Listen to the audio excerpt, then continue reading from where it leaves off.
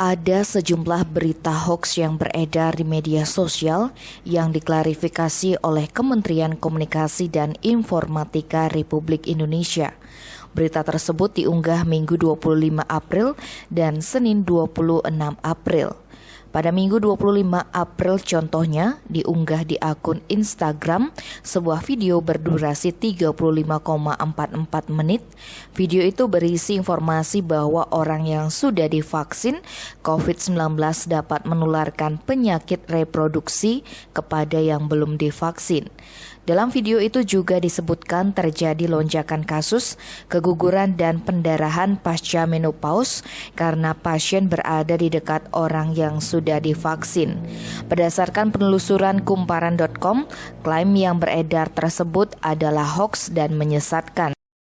Dikutip dari Reuters, perwakilan dari American College of Obstetricians and Gynecologists, Christopher Sain menyatakan unggahan semacam itu merupakan konspirasi yang sengaja dibuat untuk melemahkan kepercayaan seseorang terhadap vaksin corona.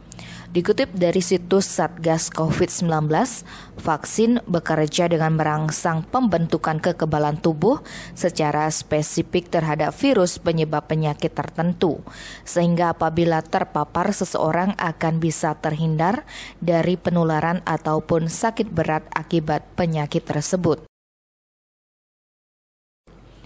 Berita hoaks lain yang terkait vaksin adalah sebuah informasi di grup media sosial Facebook yang menyebut bahwa Ketua DPRD Kabupaten Mimika Robi Omaleng meninggal dunia karena vaksin.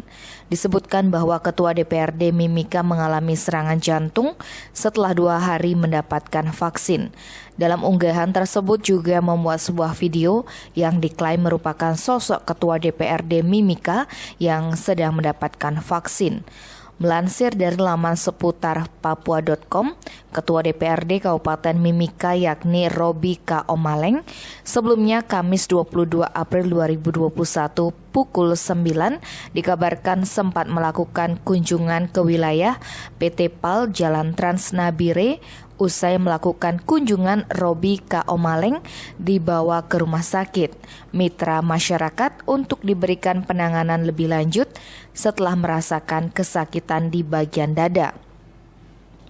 Namun setelah dilakukan penanganan selama 30 menit, Robi K. Omaleng dinyatakan meninggal dunia dengan diagnos serangan jantung.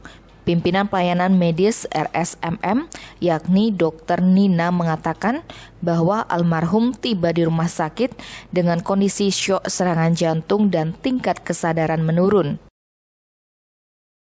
Tidak hanya Ketua DPRD Mimika yang didera berita hoaks, Gubernur Nusa Tenggara Barat Zulkifli Flimansyah juga diisukan tidak melarang mudik Lebaran 1442 Hijriah.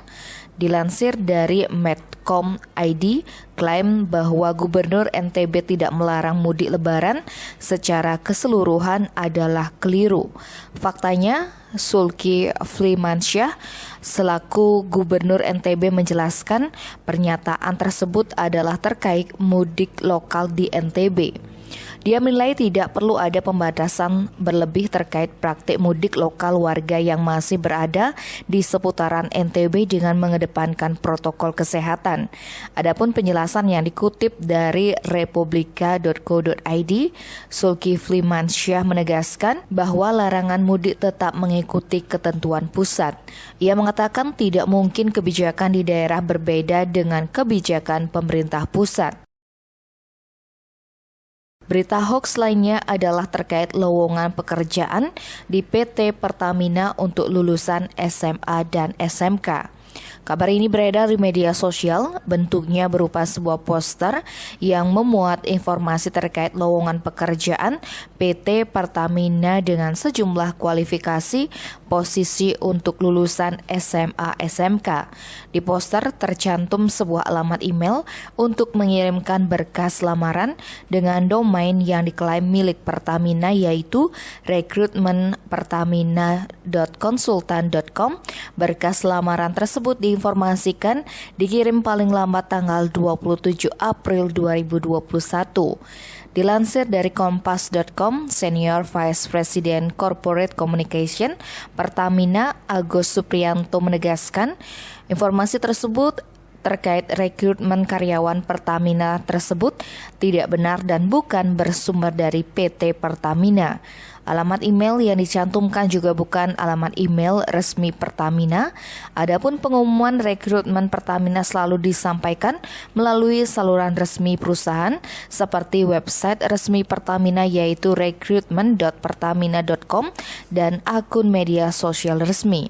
Tidak pernah menggunakan email lain. Untuk itu, Agus menghimbau agar masyarakat berhati-hati terhadap penipuan yang mengatasnamakan Pertamina.